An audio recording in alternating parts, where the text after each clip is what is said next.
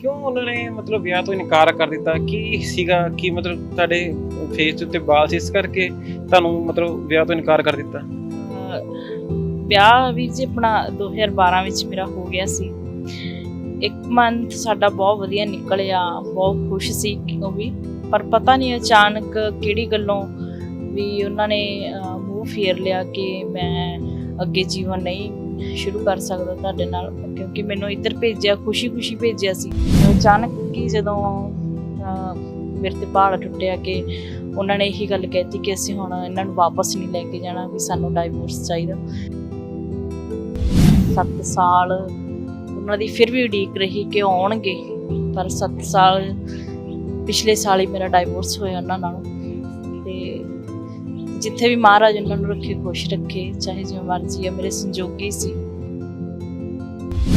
1.5 ਸਾਲ ਬਾਅਦ ਮੈਂ ਅੰਮ੍ਰਿਤ ਦੀ ਦਾਤ ਲਈ, ਤਾਂ ਉਸ ਤੋਂ ਬਾਅਦ ਮੈਂ ਖੁਦ ਹੈਰਾਨ ਸੀ ਕਿਉਂਕਿ ਮੇਰੇ ਸਿਰਫ ਚਿੰਨ੍ਹ ਦੇ ਉੱਤੇ ਵਾਲ ਆ ਰਹੇ ਸੀ ਉਸ ਵੇਲੇ। ਅੰਮ੍ਰਿਤ ਦੀ ਦਾਤ ਲਈ ਤਾਂ ਅਚਾਨਕ ਹੀ ਜਾਣੀ ਮੇਰੇ ਸਰੀਰ ਦੇ ਸਾਰੇ ਰੋਮਾਂ ਪਹਿਲਾਂ ਹੈ ਨਹੀਂ ਸੀਗੇ ਤੇ ਉਹ ਅਚਾਨਕ ਵਧਣੇ ਸ਼ੁਰੂ ਹੋ ਗਏ। ਜੋ ਮੇਰੀ ਆਪਾਂ ਫੇਸ ਦੀ ਗਰੋਥ ਸੀ ਉਹ ਵੀ ਹਾਰਡ ਹੋ ਗਈ।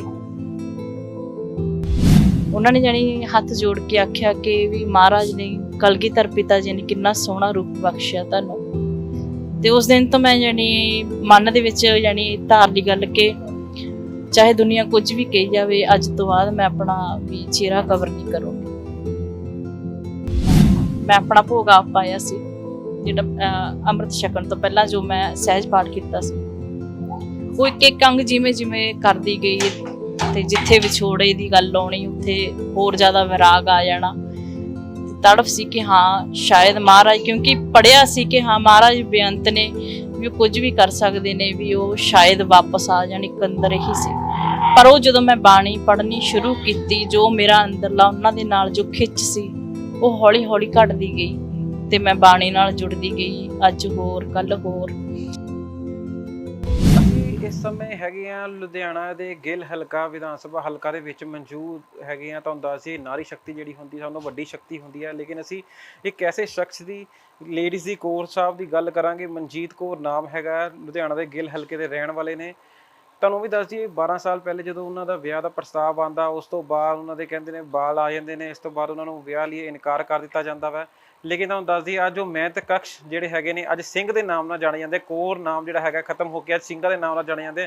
ਮੇਰਾ ਸਹਿਯੋਗੀ ਉਹ ਫੋਟੋ ਵੀ ਦਿਖਾਊਗਾ ਮਨਜੀਤ ਕੌਰ ਦੀ, ਤੁਸੀਂ ਦੇਖ ਸਕਦੇ ਹੋ। ਕੌਰ ਘੱਟ ਤੇ ਸਿੰਘ ਜ਼ਿਆਦਾ ਲੱਗ ਰਹੇ ਨੇ। ਜ਼ਿਆਦਾ ਜਾਣਕਾਰੀ ਸਿੰਘ ਕੌਰ ਜੀ ਕੋਲ ਹੀ। ਮਨਜੀਤ ਜੀ, ਗੱਲ ਕੀਤੀ, ਮਨਦੀਪ ਜੀ, ਗੱਲ ਕੀਤੀ ਜਾਵੇ ਕਿ ਕੀ ਭਾਣਾ ਕੀ ਹੋ ਗਿਆ ਸੀਗਾ?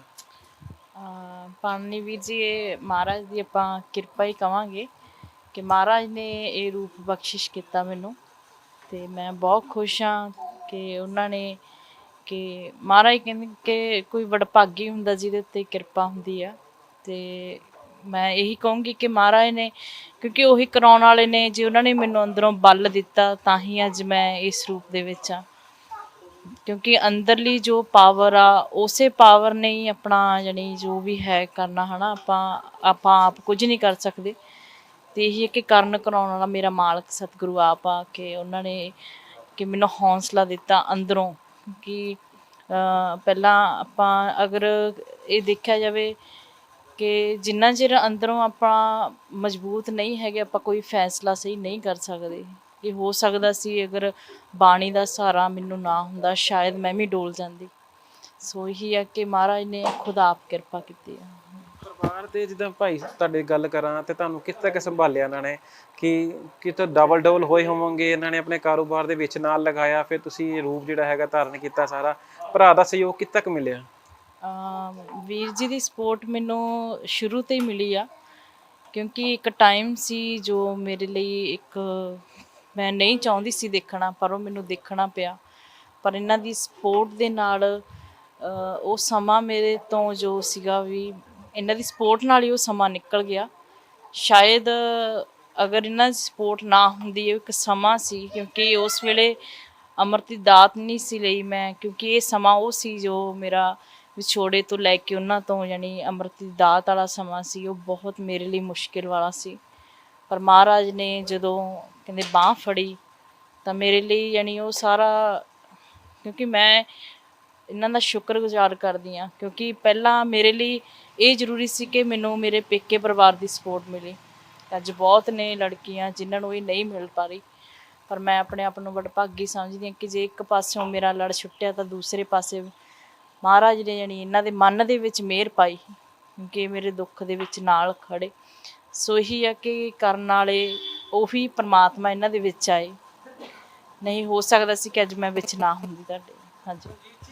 ਕਿਉਂ ਉਹਨਾਂ ਨੇ ਮਤਲਬ ਵਿਆਹ ਤੋਂ ਇਨਕਾਰ ਕਰ ਦਿੱਤਾ? ਕੀ ਸੀਗਾ ਕਿ ਮਤਲਬ ਤੁਹਾਡੇ ਫੇਸ ਦੇ ਉੱਤੇ ਬਾਲ ਸੀ ਇਸ ਕਰਕੇ ਤੁਹਾਨੂੰ ਮਤਲਬ ਵਿਆਹ ਤੋਂ ਇਨਕਾਰ ਕਰ ਦਿੱਤਾ? ਵਿਆਹ ਵੀਰ ਜੀ ਆਪਣਾ 2012 ਵਿੱਚ ਮੇਰਾ ਹੋ ਗਿਆ ਸੀ।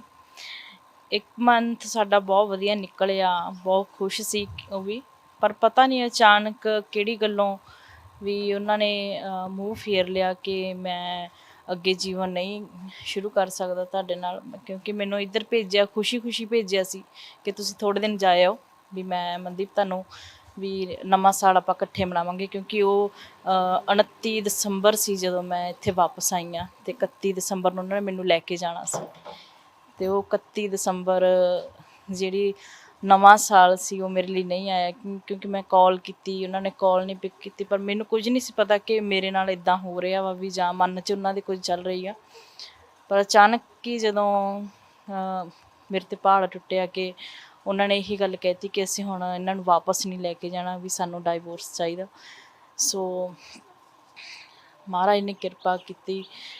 ਉਸ ਤੋਂ ਬਾਅਦ ਵੀਰ ਜੀ ਉਹਨਾਂ ਨਾਲ ਗਏ, ਪਰ ਕਹਿੰਦੇ ਵੀ ਨਹੀਂ, ਪਰ 7 ਸਾਲ ਉਹਨਾਂ ਦੀ ਫਿਰ ਵੀ ਉਡੀਕ ਰਹੀ ਕਿ ਆਉਣਗੇ, ਪਰ 7 ਸਾਲ ਪਿਛਲੇ ਸਾਲ ਹੀ ਮੇਰਾ ਡਾਈਵੋਰਸ ਹੋਇਆ ਉਹਨਾਂ ਨਾਲੋਂ। ਅਤੇ ਜਿੱਥੇ ਵੀ ਮਹਾਰਾਜ ਉਹਨਾਂ ਨੂੰ ਰੱਖੇ, ਖੁਸ਼ ਰੱਖੇ, ਚਾਹੇ ਜਿਵੇਂ ਮਰਜ਼ੀ ਆ। ਮੇਰੇ ਸੰਜੋਗੀ ਸੀ, ਸ਼ਾਇਦ ਸਾਡਾ ਸਾਥ ਇੰਨਾ ਕੀ ਸੀ।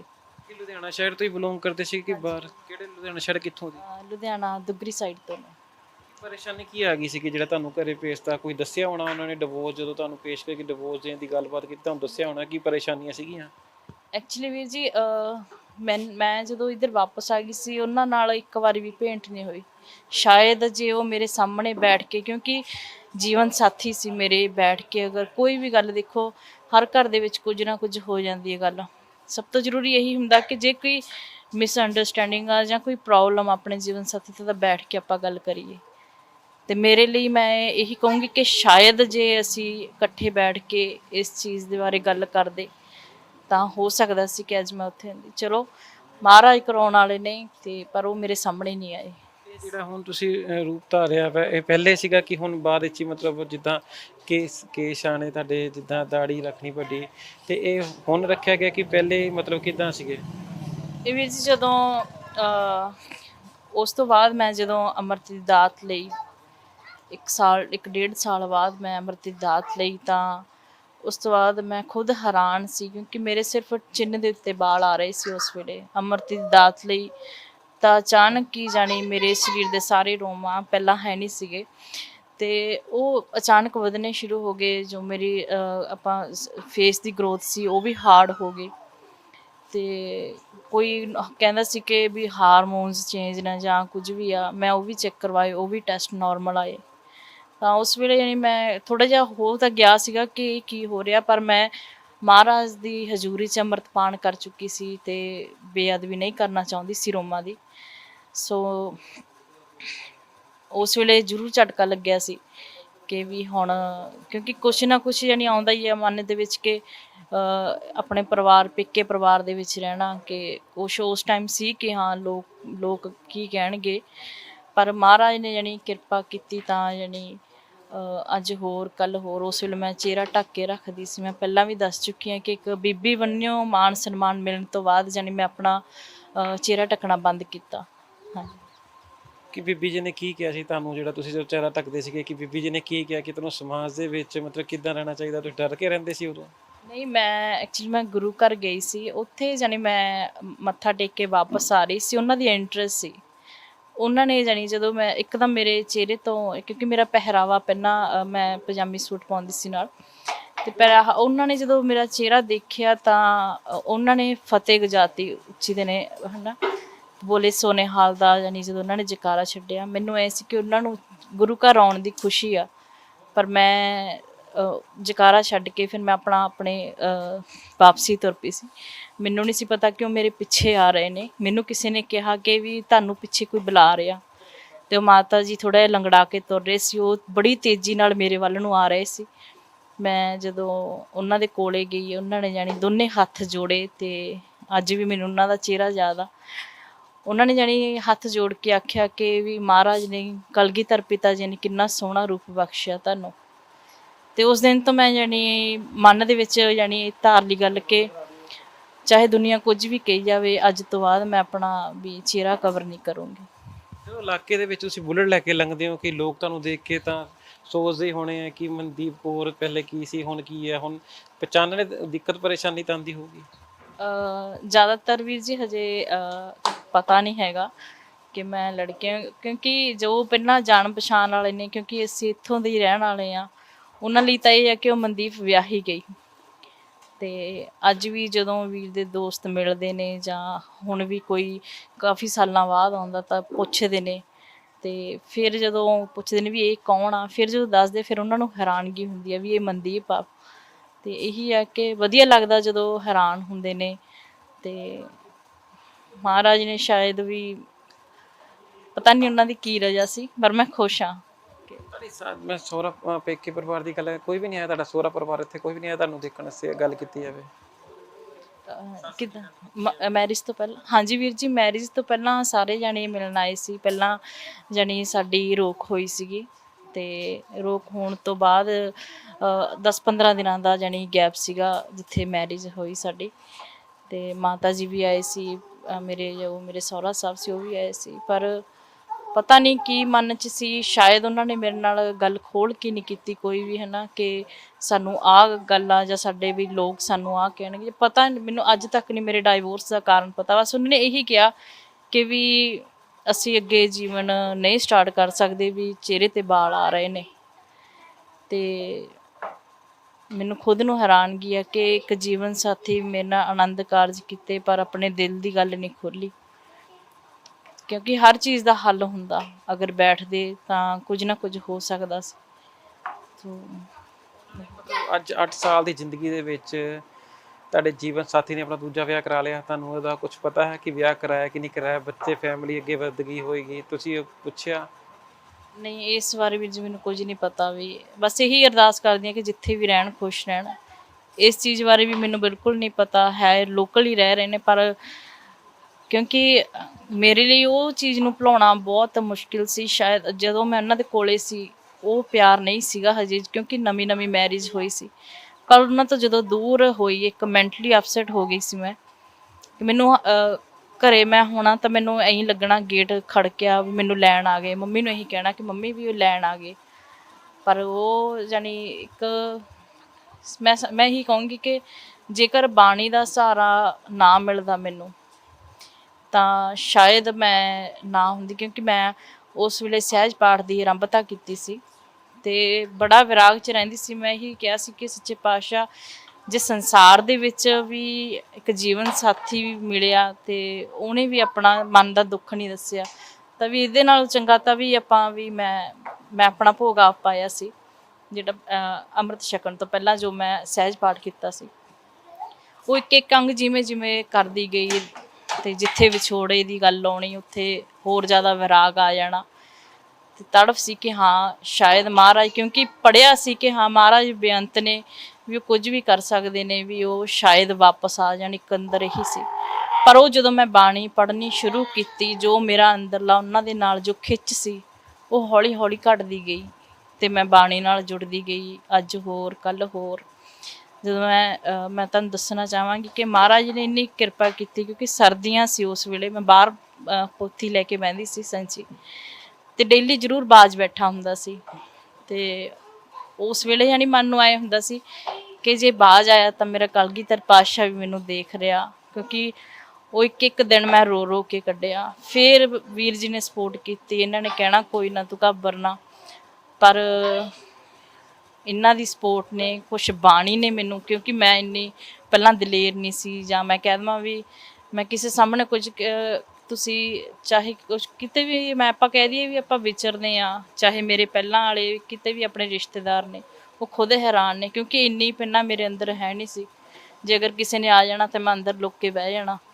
ਤੇ ਅੱਜ ਮਹਾਰਾਜ ਨੇ ਇੰਨਾ ਕੁ ਜਾਣੀ ਅੰਦਰ ਬਲ ਬਖਸ਼ਤਾ ਕਿ ਹਜ਼ਾਰਾਂ ਵੀ ਬੈਠੇ ਹੋਣ ਮੈਂ ਗੱਲ ਕਰ ਸਕਦੀ ਹਾਂ, ਕਿਉਂਕਿ ਅੰਦਰ ਸੱਚ ਆ ਕੇ ਵਸ ਚੁੱਕਿਆ ਹੈ ਨਾ। ਕਿਉਂਕਿ ਉਹਦੇ ਮਹਾਰਾਜ ਨੇ ਜਿੱਥੇ ਆਪਣੀ ਤਾਰ ਟੁੱਟੀ ਹੋਈ ਉੱਥੋਂ ਜੁੜ ਗਈ ਆ। ਮਹਾਰਾਜ ਨੇ ਆਪਣੇ ਲਾ ਲਿਆ ਤਾਂ। ਹਾਂਜੀ ਹਾਂਜੀ, ਇਹੀ ਆ ਕਿ ਸਭ ਤੋਂ ਵੱਡਾ ਬਲ ਉਹਨੇ ਮਾਲਕ ਨੇ ਦਿੱਤਾ ਮੈਨੂੰ। ਤੇ ਇਹ ਅਪਾਰ ਕਿਰਪਾ ਸਮਝੂ ਕਿ ਸ਼ਾਇਦ ਇਹ ਮੇਰੇ ਮਹਾਰਾਜ ਨੇ ਵੀ, ਆਪਾਂ ਕਹਿ ਦਈਏ ਕਿ ਇੱਕ ਸੰਜੋਗ ਹੁੰਦੇ ਨੇ। ਦੇਖੋ ਆਪਾਂ ਸੰਜੋਗਾਂ ਦੇ ਬੰਨੇ ਹੋਏ ਸੰਸਾਰ ਤੇ ਆਉਣੇ ਆ, ਤੇ ਮਹਾਰਾਜ ਨੇ ਉਹ ਮੇਰੇ ਸੰਜੋਗ ਕੱਢਤੇ। ਸ਼ਾਇਦ ਇਸ ਜਨਮ ਤੋਂ ਬਾਅਦ ਮੇਰਾ ਨਾਂ ਆਉਣਾ ਹੋਵੇ। ਮੈਂ ਇਹੀ ਕਹੂੰਗੀ ਕਿ ਸੱਚੇ ਪਾਤਸ਼ਾਹ ਮੈਨੂੰ ਦੁਬਾਰਾ ਨਾ ਭੇਜਣ, ਮੈਂ ਉੱਥੇ ਹੀ ਰਹਿਣਾ ਚਾਹੁੰਦੀ ਹਾਂ ਉਹਨਾਂ ਦੇ ਚਰਨਾਂ 'ਚ ਹੀ, ਕਿਉਂਕਿ ਸੰਸਾਰ ਤੇ ਆ ਕੇ ਬਹੁਤ ਮੁਸ਼ਕਿਲ ਆ ਰਹਿਣਾ ਇੱਥੇ। ਦਿਲੋਂ ਟੁੱਟ ਚੁੱਕੇ ਹੋਏ ਆ, ਗੱਲ ਕੀਤੇ ਮਨਦੀਪ ਜੀ ਗਿੱਲ, ਜਿੱਦਾਂ ਤੁਹਾਡੇ ਆਵਾਜ਼ ਜਿੱਦਾਂ ਆ ਰਹੀ ਹੈ, ਅੰਦਰ ਟੁੱਟ ਚੁੱਕੇ ਹੋਏ ਹੋ ਤੁਸੀਂ, ਕਿ ਮਾਲਕ ਦਾ ਸਾਰਾ ਤਾਂ ਮਿਲ ਗਿਆ ਲੇਕਿਨ ਅੰਦਰ ਟੁੱਟੇ ਹੋਏ ਆ। ਬਸ ਅੱਖਾਂ 'ਚੋਂ ਅੱਥਰੂ ਨਹੀਂ ਤੁਹਾਡੇ ਆ ਰਹੇ, ਅੰਦਰੋਂ ਇੰਨੇ ਇਸ ਪ੍ਰਕਾਰ ਟੁੱਟੇ ਹੋਏ ਹੋ। ਮੈਂ ਤੁਹਾਨੂੰ ਦੇਖ ਸਕਦਾ ਅੰਦਰੋਂ ਕਿ ਮਤਲਬ ਮੇਰੀ ਭੈਣ ਨਹੀਂ ਟੁੱਟ ਚੁੱਕੀ ਹੋਈ ਅੰਦਰੋਂ ਦੀ, ਮੈਂ ਕੀ ਕਹਿ ਸਕਾਂ। ਵੀਰ ਜੀ, ਕਿਉਂਕਿ ਐਕਚੁਅਲੀ ਹਰੇਕ ਕੁੜੀ ਦਾ ਇੱਕ ਸੁਪਨਾ ਹੁੰਦਾ। ਮੇਰਾ ਵਿਆਹ ਹੋਇਆ, ਮੈਨੂੰ ਵੀ ਬਹੁਤ ਸੀਗਾ ਕਿ ਮੈਂ ਆਪਣੇ ਸਹੁਰੇ ਘਰ ਦੇ ਵਿੱਚ ਖੁਸ਼ ਰਹੂੰ, ਪਰ ਅਚਾਨਕ ਜਾਣੀ ਉਹ ਖੁਸ਼ੀ ਦੁੱਖ 'ਚ ਬਦਲ ਗਈ ਮੇਰੀ, ਹੈ ਨਾ। ਉਸ ਵੇਲੇ ਹਰੇਕ ਕੁੜੀ ਨੂੰ ਹੀ ਹੁੰਦਾ, ਕਿਉਂਕਿ ਉਹ ਬਹੁਤ ਕੁਝ ਸੋਚਦੀ ਆ ਇੱਕ, ਹੈ ਨਾ, ਵੀ ਆਪਾਂ ਸਹੁਰੇ ਘਰ ਜਾਵਾਂਗੇ, ਮੇਰੀ ਆਹ ਲਾਈਫ ਹੋਊਗੀ, ਪਰ ਸਾਰਾ ਕੁਝ ਇੱਕਦਮ ਉਲਟ ਜਾਵੇ, ਫਿਰ ਹਰੇਕ ਨੂੰ ਝਟਕਾ ਲੱਗਦਾ। ਤੇ ਉਹ ਝਟਕੇ ਦੇ ਵਿੱਚੋਂ ਮੈਂ ਲੰਘ ਚੁੱਕੀ ਹਾਂ। ਪਰ ਇੰਨਾ ਵਾ ਕਿ ਪ੍ਰਮਾਤਮਾ ਨੇ ਬਹੁਤ ਮਿਹਰ ਕੀਤੀ ਕਿ ਅੱਜ ਜਾਣੀ ਉਹ ਜੋ ਮੇਰੀ ਮੈਂ ਖਿੱਚ ਸੀਗੀ, ਉਹ ਬਿਲਕੁਲ ਮੈਂ ਕਹਿਣਾ ਨਹੀਂ ਚਾਹੁੰਦੀ ਕਿ ਅੱਜ ਮੈਂ ਜੇ ਉਹਨਾਂ ਦਾ ਚਿਹਰਾ ਵੀ ਯਾਦ ਕਰਨਾ ਚਾਹਾਂ, ਮੈਨੂੰ ਉਹਨਾਂ ਦੀ ਚਿਹਰਾ ਨਹੀਂ ਯਾਦ ਹੋ ਰਿਹਾ, ਕਿਉਂਕਿ ਅੱਗੇ ਹਰ ਵੇਲੇ ਅੱਖਾਂ ਮੂਹਰੇ ਵੱਸਦੇ ਸੀਗੇ ਕਿ ਹਰ ਵੇਲੇ ਯਾਦ ਕਰੀ ਜਾਣਾ, ਹੈ ਨਾ, ਇੱਕ ਇਨਸਾਨ ਨੂੰ, ਕਿ ਉਸੇ ਬਾਰੇ ਸੋਚੇ ਜਾਣਾ। ਤੇ ਪਰ ਅੱਜ ਮਹਾਰਾਜ ਨੇ ਕਿਰਪਾ ਕੀਤੀ ਕਿ ਸ਼ਾਇਦ ਇਹੀ ਮੇਰਾ ਜੋ ਸੀਗਾ, ਹੈ ਨਾ, ਮਹਾਰਾਜ ਨੇ ਮੇਰੇ ਲਈ ਇਹ ਸੋਚਿਆ ਹੋਇਆ ਸੀਗਾ। ਤੇ ਉਹ ਕੁਛ ਕੁ ਟਾਈਮ ਦੀ ਜੋ ਮੈਨੂੰ ਖੁਸ਼ੀ ਮਿਲੀ ਮੇਰੇ ਲਈ ਬਹੁਤ ਸੀ। ਤੇ ਅੱਜ ਮੈਂ ਖੁਸ਼ ਹਾਂ ਕਿ ਮੈਨੂੰ ਮਹਾਰਾਜ ਨੇ ਜੋ ਸਦੀਵੀ ਸੁੱਖ ਦੇਤਾ। ਦੇਖੋ, ਸਭ ਤੋਂ ਵੱਡੀ ਮੈਨੂੰ ਸੰਗਤ ਮਿਲੀ, ਕਿਉਂਕਿ ਮੈਂ ਜਦੋਂ ਮੇਰੇ ਪਾਪਾ ਦੀ ਡੈਥ ਹੋਈ ਸੀ, ਉਸ ਤੋਂ ਬਾਅਦ ਜਾਣੀ ਮੈਂ ਵਿਰਾਗ 'ਚ ਰਹਿਣ ਲੱਗ ਗਈ ਸੀ। ਮੈਂ ਇਹੀ ਕਹਿੰਦੀ ਸੀ ਕਿ ਜਿੱਥੇ ਡੈਡੀ ਗਏ ਨੇ ਉੱਥੇ ਜਾਣਾ, ਮੈਂ ਪਾਪਾ ਕੋਲੇ ਜਾਣਾ। ਫਿਰ ਮੇਰੇ ਨਾਨੀ ਜੀ ਨੇ ਮੈਨੂੰ ਸਾਖੀਆਂ ਲਿਆ ਕੇ ਦਿੱਤੀਆਂ ਸੀ ਕਿ ਵੀ ਇਹ ਪੜ੍ਹੋ। ਮੈਂ ਮੰਮੀ ਸਾਹਮਣੇ ਨਹੀਂ ਸੀ ਰੋਂਦੀ ਹੁੰਦੀ, ਮੈਂ ਘਰ ਦੇ ਵਿੱਚ ਡੁੱਬ ਗਈ ਸੀ। ਮੰਮਾ ਨੇ ਜਾਣਾ, ਫਿਰ ਮੈਂ ਰੋਣਾ ਕਿ ਮੈਂ ਵੀ ਉੱਥੇ ਜਾਣਾ ਵਾ। ਫਿਰ ਸਾਖੀਆਂ ਪੜ੍ਹਦੀ ਗਈ, ਫਿਰ ਮੈਨੂੰ ਪਤਾ ਲੱਗਦਾ ਗਿਆ ਕਿ ਜੇ ਸੰਸਾਰ ਦੇ ਵਿੱਚ ਇੰਨੇ ਭਗਤਾਂ ਨੇ ਪਰਮਾਤਮਾ ਨੂੰ ਪਾ ਲਿਆ, ਤਾਂ ਵੀ ਅੱਜ ਵੀ ਮੈਂ ਪਾ ਸਕਦੀ ਹਾਂ। ਪਰ ਮੇਰੇ ਕੋਲ ਇੱਕ ਰਾਹ ਨਹੀਂ ਸੀ, ਕਿਉਂਕਿ ਸਾਖੀਆਂ ਦੇ ਵਿੱਚ ਇਹ ਸੀਗਾ ਕਿ ਉਹਨਾਂ ਦੇ ਜੀਵਨ ਪੜ੍ਹ ਕੇ ਉਹਨਾਂ ਦੇ ਜੋ ਉਹਨਾਂ ਦੇ ਨਾਲ ਕੌਤਕ ਹੁੰਦੇ ਸੀ ਜਾਂ ਕੁਝ ਵੀ ਹੁੰਦਾ ਸੀ, ਮੈਨੂੰ ਐਂ ਸੀ ਕਿ ਮਹਾਰਾਜ ਹਜੇ ਵੀ ਕਿਤੇ ਨਹੀਂ ਗਏ। ਤਾਂ ਇਸੇ ਤਰ੍ਹਾਂ ਜਾਣੀ ਸਮਾਂ ਲੰਘਦਾ ਗਿਆ। ਤੇ ਮੈਂ ਅੰਮ੍ਰਿਤ ਦੀ ਦਾਤ ਲੈਣ ਤੋਂ ਬਾਅਦ ਜਦੋਂ ਸੰਗਤ ਨਹੀਂ ਮਿਲੀ ਸੀ, ਵਿਰਾਗ ਦੇ ਵਿੱਚ ਰਹਿਣਾ, ਕਿ ਮੇਰੇ ਮਨ ਨੇ ਅੰਦਰੋਂ ਕਹਿਣਾ ਕਿ ਕਿਤੋਂ ਬਾਹਰ ਨਿਕਲ ਜਾਓ, ਵੀ ਬਾਹਰ ਜਾਓ। ਪਰ ਮੈਨੂੰ ਇਹ ਸੀ ਕਿ ਮੈਂ ਜਾਵਾਂ ਕਿੱਥੇ, ਕਿਉਂਕਿ ਇੱਕ ਰਾਹ ਨਹੀਂ ਸੀ ਲੱਭਿਆ ਆਪਾਂ ਨੂੰ। ਤੇ ਜਦੋਂ ਇੱਕ ਦਿਨ, ਕਿਉਂਕਿ ਮੈਂ ਮੈਰਿਜ 'ਚ ਜਾਣਾ ਬੰਦ ਕੀਤਾ ਹੋਇਆ ਸੀ, ਮੈਂ ਬਿਲਕੁਲ ਨਹੀਂ ਸੀ ਜਾਂਦੀ। ਇੱਕ ਦਿਨ ਦੁਪਹਿਰ ਦਾ ਵੇਲਾ, ਤੇ ਮੈਂ ਰੋ ਰਹੀ ਸੀ। ਇਹੀ ਮਨ 'ਚ ਵਿਰਾਗ ਸੀ ਕਿ ਹੁਣ ਅੱਗੇ ਕੀ ਕਰਨਾ, ਕਿਉਂਕਿ ਇੱਕ ਆਪਾਂ ਅੰਮ੍ਰਿਤ ਦੀ ਦਾਤ ਵੀ ਲੈ ਲਈ, ਪਰ ਕੁਝ ਪ੍ਰੈਕਟੀਕਲ ਨਹੀਂ ਹੋਇਆ। ਪਰ ਜਦੋਂ ਮਾਲਕ ਨੇ ਆਵਾਜ਼ ਦਿੱਤੀ ਤਾਂ ਵੀ ਸੰਗਤ ਕਰੋ, ਹੈ ਨਾ, ਤੇ ਫਿਰ ਜਾਣੀ ਮੈਂ ਉੱਥੇ ਸੰਗਤ 'ਚ ਪਹੁੰਚੀ, ਤੇ ਉੱਥੇ 3 ਸਾਲ ਸਮਾਂ ਲਾਇਆ। ਤੇ ਉਹ ਸਮੇਂ ਨੇ ਅੱਜ ਮੇਰੀ ਜ਼ਿੰਦਗੀ ਚੇਂਜ ਕੀਤੀ ਆ। ਅੱਜ ਪਤਾ ਕਿ ਅਸੀਂ ਕੌਣ ਆ, ਕਿੱਥੋਂ ਆਏ ਆ। ਸਭ ਤੋਂ ਵੱਡੀ ਗੱਲ ਇਹ ਹੁੰਦੀ ਹੈ ਕਿ ਜਦੋਂ ਆਪਾਂ, ਜਿਵੇਂ ਹੁਣ ਆਪਾਂ ਇਸ ਸੰਸਾਰ 'ਚ ਆਪਾਂ ਖੇਡਣ ਵਾਸਤੇ ਆਏ ਹੋਏ ਆ ਕੁਝ ਸਮੇਂ ਲਈ, ਤੇ ਅਸੀਂ ਇੰਨੇ ਕੁ ਮੂਰਖ ਹਾਂ ਕਿ ਸਾਨੂੰ ਇਹੀ ਨਹੀਂ ਪਤਾ ਅਸੀਂ ਜਾਣਾ ਕਿੱਥੇ ਆ। ਅਸੀਂ ਇਹੀ ਕਹਿ ਦਿੰਦੇ ਹਾਂ ਕਿ ਵੀ ਇਨਸਾਨ ਮਰ ਗਿਆ, ਪਰ ਮਹਾਰਾਜ ਕਹਿੰਦੇ ਬ੍ਰਹਮ ਗਿਆਨੀ ਮਿਲ ਕਰੋ ਵਿਚਾਰ, ਹੈ ਨਾ, ਕਿ ਕੌਣ ਮੁਆਰੇ ਕੌਣ ਮੁਆ। ਤੇ ਅਸੀਂ ਵਿਚਾਰ ਹੀ ਨਹੀਂ ਕਰਦੇ ਕਿ ਵੀ ਕੌਣ ਸੀ ਇਹਦੇ ਵਿੱਚ ਬੋਲ ਰਿਹਾ ਸੀ ਤੇ ਹੁਣ ਕਿੱਥੇ ਚਲਿਆ ਗਿਆ। ਸੋ ਇਹੀ ਆ ਕਿ ਜਦੋਂ ਆਪਾਂ ਇਸ ਚੀਜ਼ ਦੇ ਨਾਲ, ਬਾਣੀ ਦੇ ਨਾਲ ਆਪਾਂ ਜੁੜਾਂਗੇ, ਆਪਾਂ ਸੰਗਤ ਕਰਾਂਗੇ, ਸੱਚੀ ਸੰਗਤ ਦੇ ਵਿੱਚ ਜਦੋਂ ਬੈਠਾਂਗੇ, ਜਦੋਂ ਮਾਲਕ ਫਿਰ ਤਰੁੱਠਦਾ ਵਾ, ਤਾਂ ਮਹਾਰਾਜ ਫਿਰ ਆਪ ਕਿਰਪਾ ਕਰਦੇ ਆ। ਤੇ ਉਹ ਮਹਾਰਾਜ ਨੇ ਕਿਰਪਾ ਕੀਤੀ। ਅੱਜ ਕਿਸੇ ਚੀਜ਼ ਦੀ ਤ੍ਰਿਸ਼ਨਾ ਨਹੀਂ, ਬਸ ਇਹੀ ਹੁੰਦਾ ਕਿ ਵੀਰ ਖੁਸ਼ ਰਵੇ, ਪਰਿਵਾਰ ਖੁਸ਼ ਰਵੇ। ਤੇ ਇਹੀ ਆਪਣੇ ਲਈ ਇਹੀ ਅਰਦਾਸ ਕਰਦੇ ਹੁੰਦੇ ਹਾਂ ਕਿ ਸੱਚੇ ਪਾਤਸ਼ਾਹ ਵੀ ਆਪਣੇ ਕੋਲ ਹੀ ਰੱਖਿਓ, ਹੁਣ ਦੁਬਾਰਾ ਮੈਨੂੰ ਜਨਮ ਨਾ ਲੈਣਾ ਪਵੇ। ਕਿਉਂਕਿ 84 ਲੱਖ ਜੁੰਨਾਂ ਤੋਂ ਬਾਅਦ ਆਪਾਂ ਨੂੰ ਇਹ ਦੇਹ ਮਿਲੀ ਆ।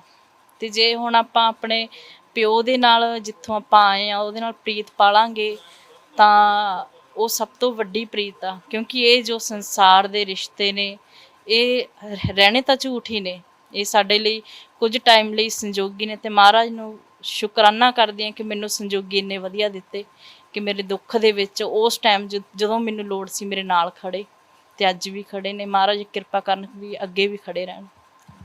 ਅੱਜ ਨੂੰ ਤੁਹਾਨੂੰ ਵਿਆਹ ਦੇ ਆਂਦੇ ਤਾਂ ਹੁਣ ਸੱਦੇ ਤਾਂ ਆਂਦੇ ਹੋਣੇ ਨੇ ਕਿ ਵਿਆਹ ਵਾਸਤੇ ਤੁਹਾਨੂੰ ਪ੍ਰਸਤਾਵ ਵੀ ਆਂਦੇ ਹੋਣੇ, ਕੀ ਹੁਣ ਮਨ ਨਹੀਂ ਹੈਗਾ ਵਿਆਹ ਕਰਾਉਣ ਦਾ, ਕੀ ਹੈ? ਨਹੀਂ ਵੀਰ ਜੀ, ਹੁਣ ਗੱਲ ਹੀ ਨਹੀਂ ਛੇੜੀ ਦੀ ਆਪਾਂ ਇਸ ਚੀਜ਼ ਬਾਰੇ, ਕਿਉਂਕਿ ਆਪਾਂ ਜਿਸ ਰਾਹ ਜਾਣਾ ਹੀ ਨਹੀਂ ਉਸ ਰਾਹ ਬਾਰੇ ਹੈ ਨਾ ਗੱਲ ਹੀ ਨਹੀਂ ਕਰਨੀ। ਤੇ ਮਨ ਦੇ ਵਿੱਚ ਇਸ ਚੀਜ਼ ਦੀ ਤਮਾ ਹੈ ਹੀ ਨਹੀਂ ਕਿ ਆਪਾਂ ਹੁਣ ਗ੍ਰਹਿਸਥੀ ਕਰ ਰਹੇ ਹਾਂ। ਹੁਣ ਇਹੀ ਮਨ ਦੇ ਵਿੱਚ ਆ ਕਿ ਅਗਰ ਮਹਾਰਾਜ ਨੇ ਕਿਰਪਾ ਕੀਤੀ ਹੈ, ਸੰਗਤ ਬਖਸ਼ੀ ਹੈ, ਤਾਂ ਅੱਗੇ ਪ੍ਰਚਾਰ ਕਰੀਏ ਜਿੰਨਾ ਵੀ ਹੋ ਸਕੇ। ਜਿੱਥੇ ਤੁਸੀਂ ਇੰਨਾ ਸੰਤਾਪ 'ਚ ਹੈ ਮਨਜੀਤ ਕੌਰ ਜੀ, ਤੁਸੀਂ ਜਿੰਨਾ ਸੰਤਾਪ 8 ਸਾਲ 'ਚ ਆਵਾ, ਤੁਸੀਂ ਪਲ ਪਲ ਰੋਏ ਹੋ ਉਹ ਆਪਣੇ ਜੀਵਨ ਸਾਥੀ ਦੇ ਲਈ। ਤੁਹਾਡੇ ਜੀਵਨ ਸਾਥੀ ਦੇ ਦਿਲ 'ਚ ਇੱਕ ਵਾਰੀ ਨਹੀਂ ਆਇਆ ਕਿ ਮੈਂ ਜਾ ਕੇ ਆਪਣੀ ਜੀਵਨ ਪ੍ਰਧਾਨਗੀ ਨੂੰ ਜਾ ਕੇ ਮਿਲਾਂ, ਹਾਲ ਚਾਲ ਪੁੱਛਣਾ? ਇੱਕ ਮੈਂ ਘਰੋਂ ਦੀ ਭੇਜ ਦਿੱਤੀ ਹੈ ਚੁੱਪ ਕਰੀਤੇ, ਕਿ ਉਹਨਾਂ ਕੀ ਬੀਤਦੀ ਹੋਣੀ ਹੈ, ਕੋਈ ਇੱਕ ਵਾਰੀ ਵੀ ਨਹੀਂ, ਟੈਲੀਫੋਨ ਤੱਕ ਨਹੀਂ ਆਇਆ? ਇਸੇ ਚੀਜ਼ ਦਾ ਦੁੱਖ ਹੈ ਵੀਰ ਜੀ ਕਿ ਇੱਕ ਵਾਰੀ ਵੀ ਮੈਂ ਗਈ ਸੀ ਇੱਕ ਵਾਰੀ ਮਿਲਣ ਉਹਨਾਂ ਨੂੰ। ਬੜਾ ਮਨ ਸੀਗਾ ਕਿ ਵੀਰ ਜੀ ਮੈਂ ਵੀ ਮਿਲਣਾ ਚਾਹੁੰਦੀ ਹਾਂ। ਜਿੱਥੇ ਕੰਮ ਕਰਦੇ ਸੀ ਮੈਂ ਆਪਣਾ ਵੀਰ ਜੀ ਨਾਲ ਗਈ ਸੀ, ਪਰ ਵੀਰ ਜੀ ਨੂੰ ਮਿਲ ਕੇ ਉਹਨਾਂ ਨੇ ਜਾਣੀ ਵੀਰ ਜੀ ਨੂੰ ਵਧੀਆ ਮਿਲੇ, ਪਰ ਮੈਨੂੰ ਦੂਰੋਂ ਹੀ ਹੱਥ ਮਾਰਤਾ ਵੀ ਮੈਂ ਤੈਨੂੰ ਨਹੀਂ ਮਿਲਣਾ ਚਾਹੁੰਦਾ। ਉਸ ਵੇਲੇ ਉਹ ਦਿਨ ਮੇਰੇ ਲਈ ਅੱਜ ਵੀ ਜਾਣੀ ਮੇਰੇ ਉਹ ਅੱਖਾਂ ਮੂਹਰੇ ਸੀਨ ਆ ਗਿਆ ਹੁਣ, ਕਿ ਉਹ ਦਿਨ ਜਾਣੀ ਮੇਰੇ ਲਈ ਬਹੁਤ ਸੀਗਾ ਕਿ ਮੈਂ ਸੋਚਦੀ ਸੀ ਕਿ ਸ਼ਾਇਦ ਮੇਰੇ ਲਈ ਹਜੇ ਵੀ ਪਿਆਰ ਹੈ, ਸ਼ਾਇਦ ਵੀ ਕਿਤੇ ਨਾ ਕਿਤੇ ਵੀ ਹੋਊਗਾ, ਵੀ ਜਿਵੇਂ ਮੈਂ ਤੜਫ ਰਹੀ ਹਾਂ ਸ਼ਾਇਦ ਇਹਨਾਂ ਅੰਦਰ ਵੀ ਤੜਫੂ। ਪਰ ਉਹ ਦਿਨ ਜਦੋਂ ਮੈਂ ਇੱਦਾਂ ਦੇਖਿਆ, ਮਨ ਨੂੰ ਬਹੁਤ ਠੁੱਕਰ ਲੱਗੀ ਸੀ। ਉਸ ਦਿਨ ਸ਼ਾਮ ਦਾ ਵੇਲਾ ਸੀ।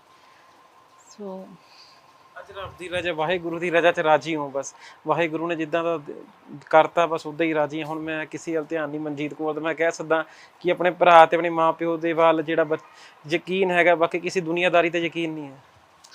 ਹਾਂਜੀ, ਯਕੀਨ ਇੱਕ ਮਾਲਕ ਤੇ ਆ ਹੁਣ ਜਿੱਥੇ, ਕਿਉਂਕਿ ਗਿਣਤੀ ਦੇ ਸਵਾਸ ਨੇ ਪਤਾ ਨਹੀਂ ਕਿੰਨੇ ਸਾਲ ਹੈਗੀਆਂ ਜਾਂ ਹੈ ਨਾ, ਕੱਲ੍ਹ ਦਾ ਨਹੀਂ ਪਤਾ ਮੈਨੂੰ। ਤੇ ਇਹੀ ਹੈ ਕਿ ਜੇ ਵਧੀਆ ਆਪਾਂ ਵੀਰ ਨਾਲ, ਹੁਣ ਬਸ ਮੇਰੀ ਸਭ ਤੋਂ ਵੱਡੀ ਇਹੀ ਸਪੋਰਟ ਆ, ਕਿਉਂਕਿ ਅੱਜ ਬਹੁਤ ਭੈਣਾਂ ਨੇ ਜੋ ਦੁਖੀ ਨੇ ਪਰ ਆਪਣੇ ਪੇਕੇ ਘਰ ਨਹੀਂ ਦੱਸ ਸਕਦੀਆਂ।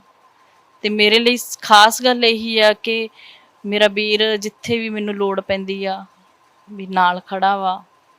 ਤੇ ਇਹ ਮੇਰਾ ਫੈਕਟਰੀ ਦੇ ਵਿੱਚ ਕੰਮ ਕਰਦੇ ਹੋਏ ਮੇਰਾ ਹੱਥ ਕੱਟਿਆ ਗਿਆ ਸੀ। ਉਸ ਵੇਲੇ ਜਾਣੀ ਇੱਕ ਵੀ ਆਪਾਂ ਕਹਿ ਦਈਏ ਕਿ ਉਹ ਜਦੋਂ ਮੈਂ ਸਮਾਂ ਮੇਰੇ ਤੇ ਆਇਆ ਤੇ ਮੈਂ, ਕਿਉਂਕਿ ਮਨ ਹੋ ਗਿਆ ਸੀ ਕਿ ਵੀ ਇਹ ਹੋ ਕੀ ਗਿਆ ਅਚਨਚੇਤ ਹੀ ਹੈ ਨਾ, ਪਰ ਇਹਨਾਂ ਨੇ ਬੜਾ ਜਾਣੀ ਭੱਜ ਨੱਠ ਕੀਤੀ, ਆਪਣਾ ਕਿਸੇ ਚੀਜ਼ ਦੀ ਕਮੀ ਨਹੀਂ ਰਹਿਣ ਦਿੱਤੀ। ਤੇ ਇਹੀ ਹੈ ਕਿ ਬਸ ਹੁਣ ਮਹਾਰਾਜ ਇਹਨਾਂ ਨੂੰ ਖੁਸ਼ ਰੱਖੇ। ਤੇ ਹਾਂਜੀ।